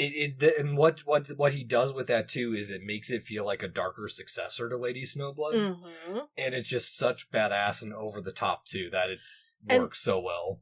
And here's the thing that I love about it, is a lot of these Yakuza movies are men-centric. They're men-heavy. Just killing him is the most dude response. They take a moment where she lets him talk. Let's hear what he has on his mind. But once he says the thing, she has no hesitation in just taking his head off, making the announcement to the table that, like, I will happily listen to any of you as your now great leader, except for this. And doing it in English and having someone else have to translate it. And so this is where when we talked about earlier how each one of these snake members or the viper members have like a thing that they excel at. Mm-hmm. Her is being a boss leader. And it's proven here. Yes. Because it's not just like, oh, she has a bunch of minions who follow her. This is clear that she has not only the power behind her for the rest of the clans that are in this group, but then it pans to her 2 minions, her bodyguard and her... Hold on, what was the full title of this person? Because she has like 8. She is... Because she's like her... Oh, here it is. She is her French assistant, lover, best friend, lawyer. Hey, I mean, when you need them all, get it in one package. You know, the best assistant, arguably. Oh, and translator. And we cut to these 2 other clearly incredibly powerful women. Mm-hmm. And they are just nicely and happily and proudly smiling at her actions. Yeah, go Yorobis in a schoolgirl outfit. And just happy as all days that this is the response from their leader. It is proven in this scene that those 2, who represent the rest of her crazy 88, mm-hmm. would do anything for her. Yeah, very much so. And like in that scene just alone. Yes, it like proves her skill. And this is her skill. Yes, she's deadly with a sword. She's very skilled. But her leadership is what is... She's a leader of men. Yes, she is, and she proves it here. Mm-hmm. Like, it's not just spoken to us. We get that proof, and I like that about a Tarantino film. Oh, very much so. Also, side little note. Yes. I love the small, solid performance from Jun Funimura, who plays Boss Tanaka, gets his head cut off. Yes. He's also Funaki in Ichi the Killer. Yeah, yeah, he is. So many ties to Mike today. I'm excited. Very true. And this is also the part where we've had a lot of squirty blood mm-hmm. in this movie up to this point. From here forward, he spent an extra amount of effort talking with his stage crew on how to make the blood match what he had seen in the old movies. Oh. And I think he even talks about how, he talks about how he specifically referenced director Chang Cheh for his inspiration on practical effects. He was well known for using, like, fire extinguishers to, like, sport the blood extra hard and fast and give that, like, look. And so from here forward, you'll notice, like, a heavy emphasis on the, like, spooshy noise as the blood is squirting out people. Everything will be, like, a hard stream, like what we talk about being, like, especially, like, Lady Snowblood was a good example of it maybe being a little bit much. Yeah. That was all, like, direct focus from here to the end of the movie. He was like, that's what I want it to look like for this scene. Yeah, well, and I mean, we talk about how stylistic this movie is, and especially these last, 30, 40 minutes of it. Like, it starts off with that plane flying into Tokyo that's heavily a model, so cheesy. Okay, I know we weren't going to get into every little, like, detail. Okay. The plane and the model city reference to Godzilla. Cute. Solid. I love a little reference to Godzilla. Well, and he even throws his own references in, too, with the Big Apple cigarettes making it to Japan. You know, they're international. Yeah. And I mean, she's got that awesome Bruce Lee inspired bike and suit. It's so cool looking. Yeah, it's so cool looking. Just the build up to the squads rolling up together is so cool. And just like how the restaurant is kissing their ass of showing how big of a badass she is. And then even when like the bride is sneaking up on her and she's got that sixth sense of like, ooh. And then her just up in the rafters. Oh. So cool. It is such a great way to do like just that back and forth tension of them looking around as her strength's waning too. You can tell she can't hold this up. And even though this is clearly like martial art heavy, this is also where we really see some of that spaghetti western influence where we're starting to get the like zoom in, the tension, and then the starting to fail is such a spaghetti western sort of thing where like, oh, we're on the edge of a cliff, we're starting to slowly fall, or oh, I can't quite hang on. But modernizing it with a little bit of chaos from the show from the 5, 6, 7, 8s who he did get to perform for this movie all because he stumbled upon their music in a clothing store and became a rude and imposing asshole on the manager to, hey, I want to buy the CD. And they're like, but it's the store CD. You can go buy your own. He's like, no, I have to have this one. And it's like... And I will remind everyone right now that this movie came out in 2003. I think the filming started in 2001-ish. So, like, yes, we're early. No one has, like, Spotify's SoundCloud thing on their phone. But at the same time, while maybe the 5, 6, 7, 8s are not big here, Uh-huh. they are not like an underground band. There is an underground band in this movie. They are not the underground band. This was like a well-known band. He could have easily found out who they are without being a dick. Yeah, who knows? But you know what? That's really honestly the Tarantino way. Yeah. And at least he's consistent. Yeah. Well, and there's also a thing in this too, like once the tensions cooled off a little bit and she goes to the bathroom to cool down. Why it might initially seem weird that she does this. I think what it does is, well, one, we've forgotten that this is technically her first assassination attempt since being in a coma. Yeah, so of course her nerves aren't exactly there, so she's going to go cool down for a little bit. I also like the implication that there's a bit of a nervousness factor. It adds again to that lore of Oren's character being that powerful. Like, she knows this is going to be kind of hard. Yeah. It's not like the first character who she knew was going to be a one-on-one. Well, she knew the skills were going to be better. That's the thing you forget. That one-on-one is after this. That's true. So it's all kind of an implied, like, oh man, she's really got to psych herself up for it. Yeah, maybe Oren, it was technically number 3 on the list after the bride. That's true. Yeah. That's a good point. Yeah. But even then, like, when she captures the assistant and the call out is just so great, is like, they just say it just builds up like, okay, now it's time to fight. Yeah. With the bottom of her shoes say, fuck you.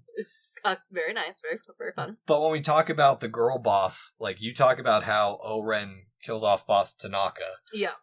That's what Uma Thurman's character, the bride, does in this scene, is she's just tearing through the male bodyguards. Yeah. And it's really only the couple women from the Crazy 88 who really put up much of a fight, even up until we get Go-Go introduced, which... Oh, absolutely. It's kind of funny because, like, we talk about, like, how they're, like, super brutal, and Go-Go is just acting all cutesy, and it's this...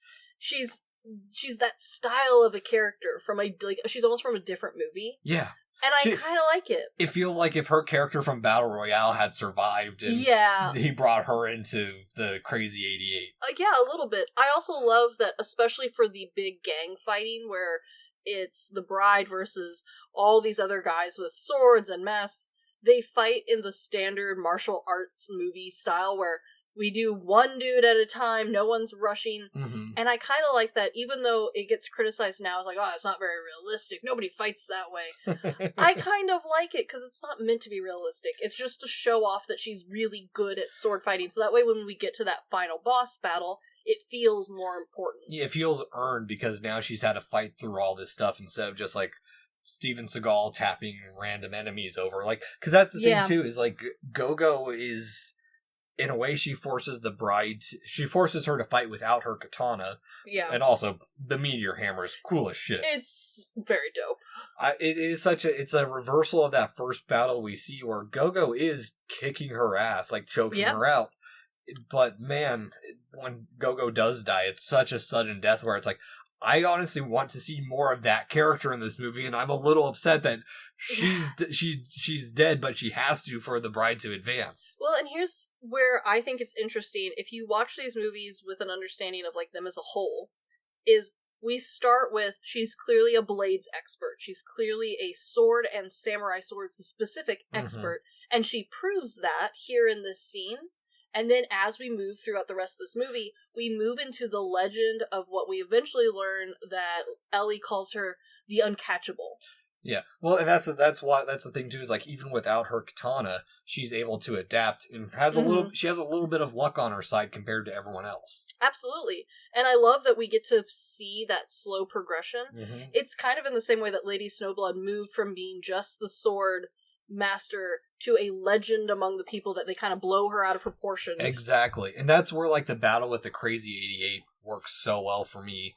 It's a solid fight to begin with. Yeah. But she gets her ass kicked a little bit by sheer numbers, but then there's that musical shift as she starts dominating. Uh-huh. And you get into the rhythm of it all. And this is why I love watching a Tarantino movie first and then stumbling upon other movies that he references, not seeking them out 100% or finding all the references that someone mentions, because, man, when I first watched Samurai Fiction, and it does the the silhouettes fighting against the light with the light behind them. It's cool. But it's that aha moment of like, oh, that is such a cool thing. It's the same thing that happened with me in Taxi Driver, where it's like, oh, that's where you pulled that from. That is the magic of, like, the hunt of the film. That's why, like, I in some of our friend groups online, I'm the trash man because I'll watch anything and everything pretty much. But some of that trash leads to good stuff. Exactly. You find that diamond in the gold. And that's the thing is, like, Tarantino takes all these classic movies and styles and puts them into something renewed that gives a spotlight and new life to something that has been and easily been forgotten before. Oh, no, absolutely. The other thing that I love about this is because this was a really long, drawn-out story, we can enjoy this fight. This fight takes ages, because we fight all of the Crazy 88, we fight Go-Go, we chop off our weird French assistant, lover, best friend, lawyer, translator, chop off her arm, let her writhe on the ground. We spend time on all of that, and then we get to O-Ren and her fight. We take almost 40 minutes for this. Yeah, and also, this is another part where there's I think this is actually the third child, because O-Ren's a child in part of it. Oh, that's right. But she spanks the child like her mother, returning back to, like, okay, this person's innocent. Like, and I like that she's cutting down his sword with the Hanzo sword. Yes. Little by little, like, he has a play sword. Yeah, no, the amount of time we spend on these scenes with these characters, yeah, it's not balanced compared to the other Vipers, but because we're spending all this time, this feels more fun, it feels more like an action film than just a revenge movie. It feels like we have enough breath to really enjoy this part of the film. And honestly, while none of this would be enjoyable without all of the rest of it, this is the part that most of us enjoy the most about this film. Oh yeah, and that's the thing, is like that we have to have that build up to this final stage, which is 100% Lady Snowblood. Oh, yeah. It's very much. It's that back. I also appreciate that he ignores some of, like, the laws of, or the rules of cinema, where, like, oh, they're supposed to understand each other, where, like, Lucy Liu's talking in Japanese, but the bride is talking in English, and then they're, like, back and forth. It's kind of like in Ichi the Killer when Karen is talking in English to Ichi, and it's like, but why would they be able to understand that when he doesn't speak it? And, like, they don't necessarily address it. It's kind of addressed in subcontext of, like, well, she speaks English, obviously, she spoke it earlier, but now she's playing this character where she's rejecting that part of herself. But at the same time, that's not the point of that. And I really think that the whole reason they speak like this for this part of the movie is because this is how those old kung fu movies handled this. Well, you'd have, like, one American guy who was, like, the, like, calling card for a movie, and then everyone else in set didn't speak English. Well, I think it's not 100% a reference to that. I think it's more so a reference to spaghetti westerns, because absolutely, the bang bang does build up to that. It's like, okay, well, in the spaghetti westerns, half your cast could be Italian, some would be Spanish, some would be English. We just dub over everyone. Exactly. Oh, I love it. I love that none of it makes any sense and none of it lines up. Yeah, and I like that he's built this up where it's basically a fanfiction female Bruce Lee versus Lady Snowblood in a way. Yeah, in a lot of ways it is. And I like that there is, once again, a emphasis on the sword fighting. Yes. Because here's the thing. In these action films, you kind of get one of three types of action films that are, like, focused in on the weapon. You get a car or a plane or something like that. It's a mode of transportation. You get a gun. And you get, like, focused in on the gun. Or you get a sword. And he's picked the corniest of the three. Yeah. But because he sticks to it hard, he gives apparently all of the Vipers minus Ellie have a sword. Have this prized best sword. And they're all really good at it. Oh, no. O-Ren doesn't have one. Oh, that's right. O-Ren's the gun one. And Ellie doesn't have one, but she wants one. No, O-Ren is the leader of the people, but, like... She has a sword, though. She has a sword, but she doesn't have a Hanzo sword. Again, that's building to the whole legend of it. Yeah, the fact that Bill had a Hanzo sword, and as far as we know at this point, no one else had a Hanzo sword. That's true. Is to show that, hey, he's overpower you guys. Like, you don't have that same legendary weapon that he has. He has the Masamune of this story. And I like that we play into that legend of it with it being able to, like, just cut other people's swords like little tiny chopsticks. It really adds to it and builds it up in your mind of, like, no, it really is that cool. When, if you take it by itself, if you just isolate the sword part, it's a little silly. Yeah. Like, if you just sit and think just about the sword, it's silly. But in context of the whole movie, it kind of adds into that lore, it adds into the vibe, if you will. Oh, 100%. I mean, the vibe of the movie is great, too. Or this scene is great, too, especially with, like, the sound effects of the sword, the falling snow, and the deer scare. So good. In a way, we do forget that. If you're really into the movie, you kind of forget that we know she survives this. It's very intense. And in a way, O-Ren serves as a bit of a tale of what she could have become, but the faults of once you have that power, what's the right term or phrase? Be careful of what you hate and trying to... because you do not want to become it. Yeah, because that's the thing is, O-Ren is making fun of Whitey for playing samurai, going after her for her at race and ethnicity, while that was a taboo subject for her.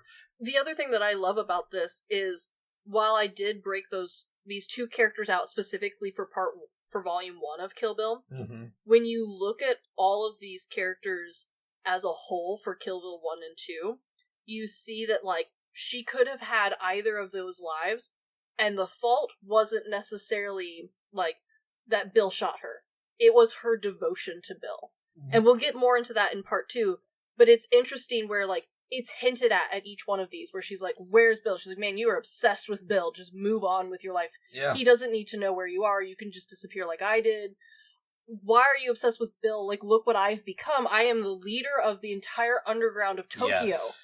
Why is this your focus? Yeah. It's like she's letting, honestly, something very interesting for a female revenge story. She is letting this man control her life, even though she doesn't like him. Yeah. Well, even like O-Ren has her own little lesson that she learns of, like, she's like, oh, I apologize for ridiculing you. It's like, she realized she became what she hated, but at the end. And that was something that I love that we're pulling in from a couple of very specific martial arts films where there is, especially a revenge story, where there is that one character who gets a little bit of mercy because they repent.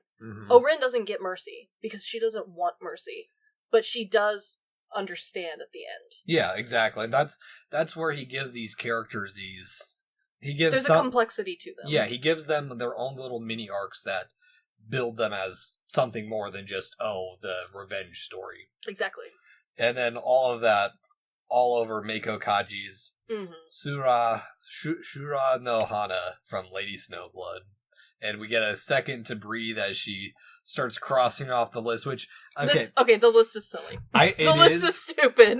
I do think it's funny because, it's only 5 people, but it works as a visual element to tell us where we are in the roadmap of the story of, like, okay, now we have the answer of why number 2, now we have the answer for number 1 now. Yes. So now we can move on to the last 3 for the final movie. No, I completely agree. Storytelling device, it works. The reason I feel like it's silly is because it's not written anywhere practical. It's written like a big child's work of art. Yeah. And it's not written well. No. It's not got nice handwriting. It's not even typed. It looks like she wrote it holding the pencil like a club fist. Like she just etched it in like a 4-year-old. And then you're right. It works from a storytelling perspective. It just looks like maybe she didn't finish 8th grade. No. Well, we don't know her history. That's true. She might not know how to write well. That might be her true downfall is literature. Probably. That would make sense. But I also like the comedy and tossing the assistant to the hospital. And that. Yes. And that's the other thing, too, is like where Bill becomes even more of a creepy character where he refers to her as my Sophie. Uh-huh. And like now you sit there and you think about it, it's like, oh, this is just his assassin harem and his brother? The brother is what throws me for a loop. I won't lie. Why is... Okay, and then... We'll get to the brother later, because, man, he is a real out-of-left field character. Yeah.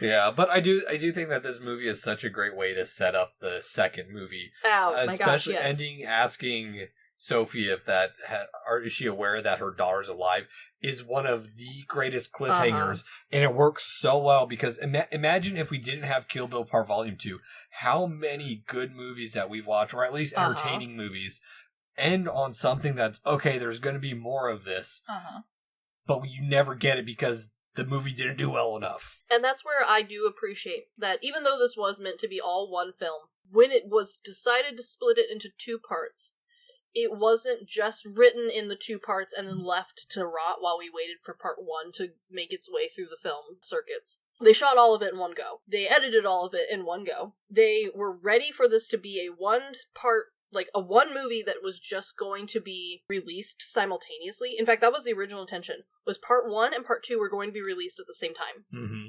So that way, theoretically, you could buy a ticket to part 1, then buy another ticket to part 2 the same day and go watch them back to back, which was originally Tarantino's desire. Well, he got it. We have the whole bloody affair. I mean, he did eventually. I mean, that came out in 2025 or 2025.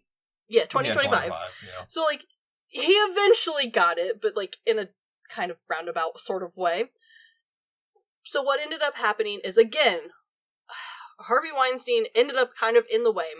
So Tarantino wanted 1 and 2 to be same time release. You saw them in the same theater. You just bought extra popcorn and made a whole day of this event. Mm-hmm.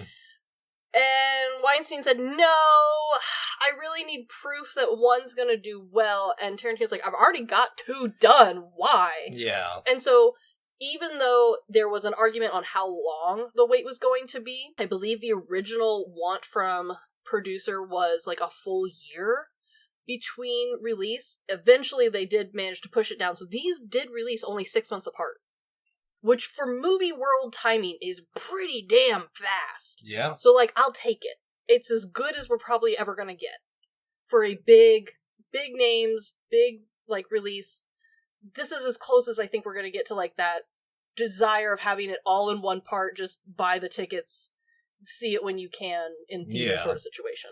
Yeah, no, I mean, I understand that from a business standpoint of, not one, you want the first one to do well, but of course, if you give that little pause, now you can build up hype for the second one. Yeah, and you're not going to do the whole George Lucas thing and do the Star Wars Christmas special because you're afraid that the hype's not going to be there. It's like, you release it within that 6-month time frame. It's like, okay, someone saw this half a year ago. You're not waiting years down the line like you're still waiting for Descent 3. Yeah, and honestly, I am kind of shocked that despite... Okay, both of these movies did phenomenally in theater. Yeah, I mean, Kill Bill is cemented itself in pop culture for a reason. Absolutely.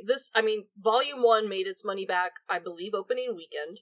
I'm not surprised. It was, at the time of its opening, it was the top Tarantino's, like, that movie made him the most film out of any of his films for multiple years. Yeah, I mean, think about it. Like, of the Tarantino movies we had between when we were born and when we graduated high school, yeah, the Tarantino movie we had was that we knew of. Parents weren't allowed to let us watch it, but we knew of it. Yes. Kill Bill, because, yeah. I mean, hell, absolutely. I didn't know any of his other stuff, and then Inglourious Basterds is probably the one that it eventually overtook it, yeah. Yeah, it was the first one that many of us were allowed to go see. Yeah. So, like, this movie immediately proved itself in both part 1 and part 2, and how it was filmed and how it was released.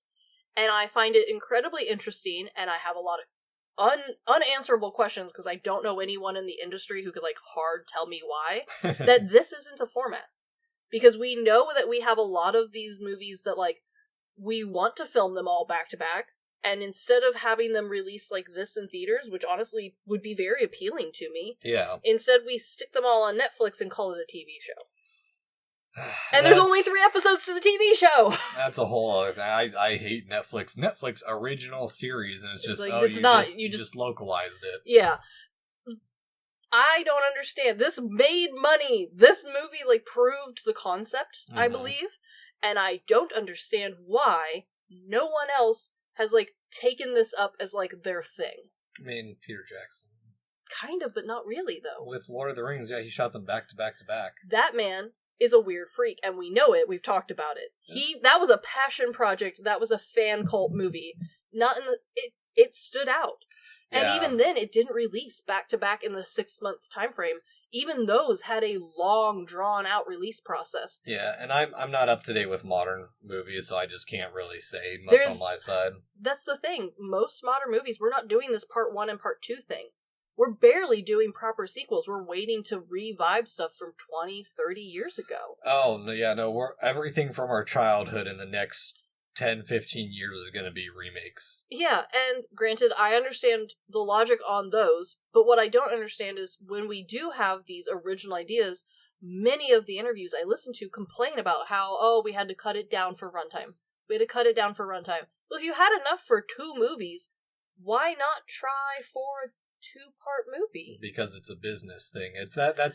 You're... But the business proved that this makes a shit ton of money. But you're also taking a risk with original ideas. That's the biggest thing of like why the biggest issue for me with cinema right now is that we don't have a good middle ground of like middle budget movies where it's like maybe it's not the high end Hollywood Marvel Disney bullshit. We don't have a matinee scene anymore. Yeah, no, exactly. No, I get it. I get it. Exactly. I'm just disappointed because honestly, I love this format. Yeah, no, I do too. I think that's part of the reason why I do gravitate towards some of the Japanese adaptations of movies where, like, while they're maybe not the greatest, but, like, hell, you look at remakes or adaptations of live-action adaptations of anime and manga. You have Assassination Classroom Part 1 and 2. You have Attack on Titan Part 1 and 2. Parasite Part 1 and 2. It is a format that still works, but you have to do it at a different type of budget compared to what Kill Bill does. Yeah, I totally hear you. The interesting thing with this one is, like you said, an original work, I get it. Is Kill Bill an original work, though? Kinda. That is the one thing that really annoys me with people when they talk about Tarantino is like, and yeah, granted he bitches about originality and people not being original. But, it says the man who copied so much stuff. Yeah, and to a point I get that too, but that's the thing is like, Kill Bill as an overall genre is specifically Eastern Asian action. Sure. But what it does is it blends the various different styles, which we will get to in our next arc of movies. Yes, of true. Mashing 2 different genres together in a comedic way that works really well. Mm-hmm. But what he does is he takes this Frankenstein of movie plots and elements and he works them into a cohesive manner to the point, like, yeah, you can tell he's paying an homage to this movie or he's referencing that movie. Sure. But he's reworked it into something fresh, new, and original compared to, like, yeah, it's a martial arts movie, but have you seen Bruce Lee ride a pull-up onto a platform and then beat a bunch of guys to death? You have a point. Yeah. See, exactly. He's blending all these elements together. I mean, hell, when's the last time you saw a movie with a meteor hammer in it? That's true. This goes back to my point of, like, while I still like the katana, it's kind of like my introduction to, like, Japan through, like, medieval weaponry. Sure. I do think it's overused to the point that we need to break away from it and try some other martial arts weapons and bring some of that liveliness back to it. But at the same time, it's 2003. That's the peak of that era. No, I completely agree. It's 2003. This is when the katana was big. And honestly, I feel like while we did get a meteor hammer, mm-hmm. I do think it would have been a little on the nose to pull out, like, Bruce Lee's nunchucks or something like that. I think it would have been a little too on one topic. You're using a little bit of a generic weapon at that point, even though it is a Hanzo sword. Yeah. No, this movie does a good job of balancing that it is from a very wide variety of movies and specific topics, right? Yeah. So that way it doesn't feel too much like it's a ripoff of one specific movie or one specific actor. And so, yeah, I agree. The katana is nowadays very overdone. I'm a little tired of seeing it. Mm-hmm. But I think specifically for Kill Bill, if we had picked any other thing, it would have been too close to one specific thing. Yeah, exactly. So, I get it. So then, Chris, our good, bad, weird scale, what do you rate Kill Bill? This is a little tricky. Because I think on very face level, it's a good movie. The moment you start looking into it, though, once you start watching it more than once, it moves into the weird category. Yes. And so I feel like this is one of the very few ones where I have to ask the question, have you watched it multiple times this year? Yes, and that's the thing is I'm in the exact same camp as you. I love this movie. but on dissecting it, it is a good weird movie because you get to see how much of a mashup and how all over the place it is, because he takes that Lady Snowblood format of a non-chronologically told story and reworks it to the point that you forget that she survives we see that she's survived all this at the almost beginning of the movie. Yeah, you see the end of part 1 at the beginning of it, and I think that's the masterful storytelling, is you forget about all of that and you're just wrapped up in everything that's happening to her. Absolutely. And this is one of those movies that it moves farther into the weird category the more time you spend looking at it. Because yes, the second time you watch it, especially if you're just a casual moviegoer, it gets a little weird. Like you said, the format change is a little bit changed. Yeah, if you're casual, you're not used to some of the Eastern Asian cinema that's influencing this. Yeah. That cut to black and white, the cut to the silhouette fight. All the random anime scene. Yeah, all of that feels weird, but it works. I put it in the good weird category for our overgeneralization of that category, but I would argue that the more you research this movie, the more you watch this movie, the more you look into this movie, the less just good and the more just weird it becomes. And I don't think that's a bad thing. No. I would argue it's a very good thing. And I think that's why this movie is both just a pop culture icon and a cult classic. And those are two different things, right? Yeah. One has a weird group of little followers somewhere in a cave who all sit on a forum together and we all talk about our favorite movie, and honestly, nobody else cares about it. There's maybe merch once a year at Hot Topic, and that's it. Hey, Dungeon Crawler Carl has merch at Hot Topic now. Good for him. I'm so proud. By the way, I still have a strong feeling that the AI is based off of Tarantino, and the feet thing in Kill Bill really emphasized it. We'll get to it in the second movie. Don't let me forget. All right. You make that note yourself. I will put it in my notes. But anyway, the more you watch this movie, the more you research it, the more you watch the stuff that this is all based off of, the more weirder and weirder and weirder it becomes, because you start realizing, like, that movie, that's the one you picked. Yeah. Really? Okay, I see it. And then you start looking more into, like, the sword. Oh, that's where we're pulling that specific thing from. Very strange choice. Oh, that's where we're pulling the bike scene from. Another weird choice. But see, that's the thing for me, is, like, why I don't like doing that, digging into, like, all the references, is I like that hunt and accidentally stumbling upon all these references that he's pulling from. Like, again, that opening siren of when I loaded up my first Shaw Bros movie. Boom, I saw that, I'm like, oh, that's where that's from. And here's the thing. I think this is one of the few movies that truly is whatever you want it to be and how you watch a movie. Because those cult classic people, they want the weird movie. This is that. Yep. Those casual viewers, those movie people, the cinemaphilic people. Cinephiles. Thank you. Cinemaphilic. I don't know, man. I like, hey, well, you know, Cinemaphilics. Cinemaphilics. They want a good movie that's well thought out, it's well written, it's well acted. This movie's that as well. And those two groups, I do not feel like overlap terribly. At least not enough for it to be like a true good weird. I'm gonna give it a good weird, but it's up to whoever's watching it to pick one of those categories. I don't think most people are gonna put it in both the good weird. I think they're gonna pick one. Except us, because we're weirdos. Well, and we also spent a little bit of extra time researching this movie. In the same way that, like, some movies, some people consider horror, and some people consider, like, a thriller. Or like how we consider The Exorcist a great Christian movie. Then you talk to Christians, they're like, that's an evil movie. Yes, where it ends up depending a little bit on the genre, and usually that sort of categorization happens in things that are more off the beaten path. Horror movies, exploitation movies, underground movies, art movies. This is one of the few ones that is a mainstream movie, made lots of money, people own it on DVD in their homes today. Yeah.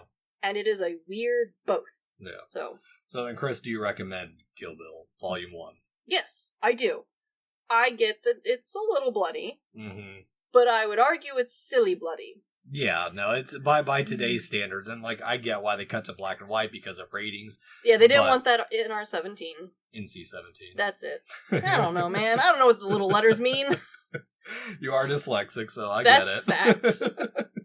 No, I get it. I mean, for me, it's definitely I do highly recommend this. It's just a fun time. If you like martial arts movies, if you like just plays on 70s movies, this is the movie for you. And I would also remind people that it exists, because again, I talked to a lot of my friends. Hey, we're doing Kill Bill. Haven't seen it in a while. Such a good movie.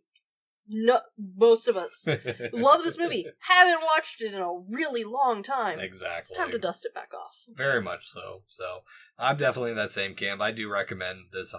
I mean, it's a classic for a reason. It helped redefine a genre just a little bit, and I mean, I don't think we've really had much like it since. So. No, it's so captivating. It's a fun time. Yeah. But that's been Kill Bill Part Volume 1. We do have a small little different type of female revenge movie next week, so a little in-betweener. Get ready for that. It's still... It's in the lines. It's in line with it a little bit, so... It has themes. But yeah, no, I'm excited for that one, and then, obviously Kill Bill Volume 2, so... Looking forward to it. Leave you on the cliffhanger of, does she know her baby's not dead? Does she? Does she? No. No, she doesn't. But, anywho, this has been the Good, the Bad, and the Weird podcast. Thanks for listening. Peace!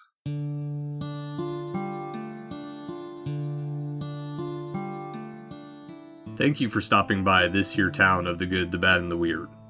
We appreciate your listenership, and if you want more of our takes in your life, feel free to check us out on social media at The Good, the Bad, and the Weird Podcast, or TGTBTW for short.